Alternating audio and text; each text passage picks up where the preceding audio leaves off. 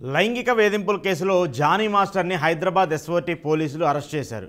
అయితే గత 2 రోజులుగా జానీ మాస్టర్కి సంబంధించి లైంగిక వేధింపులు చేశారని చెప్పేసి అసిస్టెంట్ కొరియోగ్రాఫర్ చేసినటువంటి దానిపైన పోలీసులు ఎఫ్ఐఆర్ నమోదు చేసి ఆ మేర దర్యాప్తు కూడా చేస్తూ వచ్చారు. దర్యాప్తు చేసిన తర్వాత జానీ మాస్టర్ని అరెస్ట్ చేయాలని చెప్పేసి కూడా 2 రోజుల నుంచి గాలింపు చేస్తున్నారు. అయితే నెల్లూరులో జానీ మాస్టర్ ఉన్నారని చెప్పి సమాచారం అందడంతో నెల్లూరు వెళ్ళారు. ఆ తర్వాత లేదు షూటింగ్ కోసం కాశ్మీర్ వెళ్ళారని చెప్పేసి మరొకరు చెప్పినటువంటి నేపథ్యంలో అక్కడికి కూడా పోలీసులు వెళ్ళి విచారించారు. అయితే ఎక్కడా కూడా పోలీసులకి జానీ మాస్టర్ ఆచూకీ దొరకలేదు. ఆ తర్వాత ఈరోజు హైదరాబాద్ ఎస్ఓటీ పోలీసులు జానీ మాస్టర్కి నోటీసులు ఇచ్చి అరెస్ట్ చేశారు. అరెస్ట్ చేసిన తర్వాత ఆయన ఇప్పుడు హైదరాబాద్ తీసుకురానున్నారు. హైదరాబాద్ తీసుకొచ్చిన తర్వాత ముఖ్యంగా దీనికి సంబంధించి కేసుకు సంబంధించి పరిణామాలు ఏంటి, ఆ మహిళకి మీకు ఉన్నటువంటి సంబంధాలు ఏంటి అనే దానిపైన కూడా పూర్తిగా విచారించున్నారు. అయితే ఇప్పటికే జానీ మాస్టర్ అంశానికి సంబంధించి అందరూ కూడా చాలా సీరియస్ అవుతూ ఉన్నారు.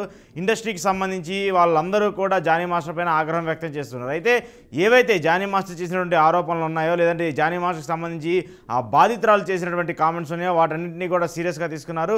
జానీ మాస్టర్ని ఇప్పటికే మా అసోసియేషన్ నుంచి సస్పెండ్ చేశారు. దాంతోపాటు కొరియోగ్రఫీ అధ్యక్షుడిగా ఉన్నటువంటి జానీ మాస్టర్ని కొరియోగ్రఫీ అధ్యక్షుడిగా కూడా తొలగించామని చెప్పేసి కూడా ఇప్పటికే అసోసియేషన్కి సంబంధించిన వాళ్ళందరూ కూడా చెప్పారు. సో ఇలా జానీ మాస్టర్కి సంబంధించి అభియోగాలు ఎదుర్కొన్నటువంటి నేపథ్యంలో ఒక్కొక్కటిగా ఆయన బాధ్యతలు నిర్వహిస్తున్నటువంటి ప్రతి అంశాన్ని నుంచి ఆయన తొలగిస్తూ వచ్చారు. అంతకుముందు కూడా జానీ మాస్టర్ అంటే ఎన్నికలకు సంబంధించిన నేపథ్యంలో జానీ మాస్టర్ జనసేన పార్టీలో జాయిన్ అయ్యారు. జనసేన పార్టీలో జాయిన్ అయిన తర్వాత ఆయన ఎన్నికల నేపథ్యంలో జనసేన పార్టీ తరఫున ప్రచారం చేసి పవన్ కళ్యాణ్ తరఫున ప్రచారం కూడా చేశారు.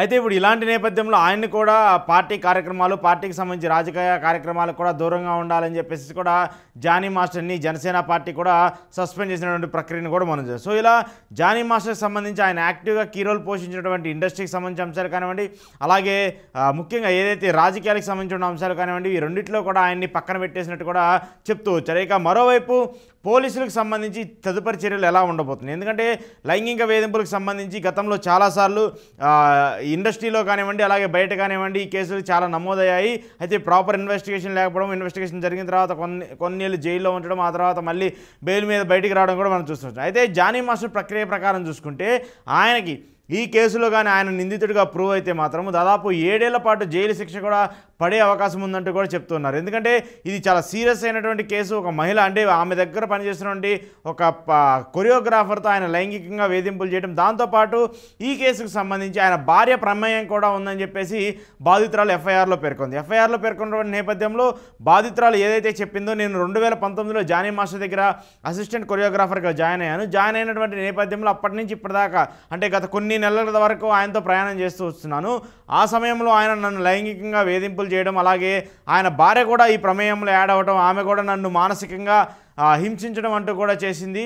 అయితే ఇలాంటి నేపథ్యంలో వాళ్ళిద్దరికీ కూడా శిక్ష విధించాలంటూ కూడా బాధితురాలు పేర్కొంటూ వస్తున్నారు. ఇక మరోవైపు ఈ కేసుకు సంబంధించి పూర్తిగా విచారణ చేపట్టండి, బాధితురాల దగ్గర నుంచి అన్ని కోణాల్లో ఏమేం జరిగింది, ఏంటి వాస్తవాలు అవాస్తవాలు ఏంటి అనేది కూడా అన్నీ తీసుకున్నప్పటికీ కూడా జానీ మాస్టర్కి సంబంధించి ఇప్పుడు ఇన్వెస్టిగేషన్ చేయాలి, ఇంట్రాగేషన్ చేయాలి. జానీ మాస్టర్ ఇంట్రాగేషన్ చేసిన తర్వాత జానీ మాస్టర్ అంశం ఆయన ఏ సమాధానాలు ఇస్తారు, ఆయన సమాధానాలు ఇచ్చిన తర్వాత దీనికి ఏదైతే బాధితురాలు చేసినటువంటి కామెంట్స్కి జానీ మాస్టర్ చేసేటువంటి కామెంట్స్కి ఎలా సింక్ అవుతాయని చూసిన తర్వాత దాని మీద తదుపరి చర్యలు కూడా తీసుకోవాలని చెప్పేసి కూడా చూస్తున్నట్టు కూడా అర్థమవుతుంది. అయితే ఇండస్ట్రీకి సంబంధించి ఇలాంటి కార్యక్రమాలు అంటే ఏదైతే జానీ మాస్టర్ అంశం బయటకు వచ్చిన తర్వాత ఒక్కొక్కరుగా బయటకు వచ్చి ఇండస్ట్రీలో ఉన్నటువంటి సమస్యలపైన, ఇండస్ట్రీలో ఉన్నటువంటి జరుగుతున్నటువంటి అఘాయిత్యాలపైన కూడా మాట్లాడుతూ వస్తున్నారు. తాజాగా పూనం కౌర్ కూడా త్రివిక్రమ్కి సంబంధించి కొన్ని కీలక వ్యాఖ్యలు చేశారు. త్రివిక్రమ్ శ్రీనివాస్ని కూడా ఇలా మా అసోసియేషన్ సస్పెండ్ చేయాలి, ఆయన కూడా మహిళలపైన, అలాగే ఆయన సినిమాలో పనిచేసినటువంటి హీరోయిన్లపైన ఆయన కూడా లైంగికంగా వేధింపులు చేసినటువంటి సంఘటనలు ఎన్నో ఉన్నాయంటూ కూడా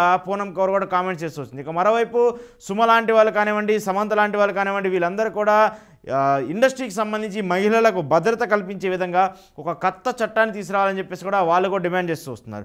సో ఇలా అందరూ కూడా మహిళలందరూ ఈ ఇన్సిడెంట్ తర్వాత ఒక్కొక్కరు బయటకు వచ్చేసి ఇండస్ట్రీలో జరుగుతున్న అరాచకాలని, ఇండస్ట్రీలో జరుగుతున్న ఇబ్బందుల్ని ఒక్కొక్కరుగా బయటకు పెడుతూ వస్తున్నారు. ఇప్పటికే మా అసోసియేషన్ గతంలో క్రమశిక్షణ సంఘము, దాంతోపాటు మహిళలకు సంబంధించి ఒక భద్రతకు సంబంధించి ఒక కమిటీ ఏర్పాటు చేసినప్పటికీ కూడా ఎక్కడా కూడా వాటికి సంబంధించి యాక్టివిటీస్ కానీ, ఎక్కడా కూడా వాటికి సంబంధించి యాక్షన్స్ కూడా కనిపించట్లేదు. ఇలాంటి నేపథ్యంలో వీళ్ళు ఈ ఇన్సిడెంట్స్ బయటకు వచ్చిన తర్వాత మా అసోసియేషన్ మీద కామెంట్ చేయడం, అందులోనూ డైరెక్ట్గా ప్రభుత్వానికి అపీల్ చేయడము, ప్రభుత్వానికి సంబంధించి అపీల్ చేయడం వల్ల ఇప్పుడు ఇండస్ట్రీలో కొన్ని మార్పులు కూడా జరగబోతున్నాయి అనేది కూడా మనకు అర్థమవుతుంది. ఏదేమైనప్పటికీ కూడా ఈ జానీ మాస్టర్ అంశం వల్ల ఇప్పుడు ఇండస్ట్రీలో కొత్త రకమైనటువంటి చర్చ నడుస్తుంది. జానీ మాస్టర్ అంశము ఇప్పుడు ప్రమేయంగా ఇండస్ట్రీకి ఎలా ఉంటుంది, దానికి సంబంధించి పోలీసులు ఎలాంటి నిర్ణయం తీసుకుంటారు, జానీ మాస్టర్కి సంబంధించి ఆయన కేసుకు సంబంధించి ఎంతవరకు ఆయనకి శిక్ష పడే అవకాశం ఉందనేది మాత్రం మరికొద్ది రోజుల్లో తెలియాల్సి ఉంది. ఎందుకంటే ఇప్పుడు ఇన్వెస్టిగేషన్ చేసిన తర్వాత ఆయనకి సంబంధించి ప్రాపర్ మహిళకు సంబంధించి చెప్పిందేంటి, ఏం చెప్పిందేంటి, మొత్తం విచారణ జరిగిన తర్వాతే దీనికి సంబంధించి ఒక క్లారిటీ వచ్చే పరిస్థితి ఉంటుంది. కాబట్టి దీని మీద